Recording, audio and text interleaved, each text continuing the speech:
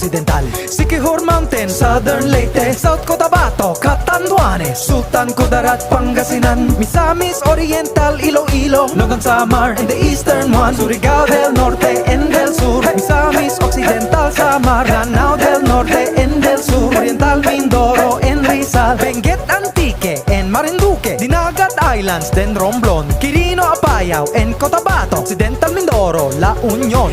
These are the Philippine provinces. Every Pinoy in the world comes from one of them. Mabuhay! These are the Philippine provinces in our 7,107 islands. Mikey, wait!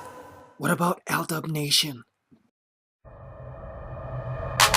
Damn, these girls, I don't know what it is. I got something gets them rocking. Hypnotize them, oh I already did.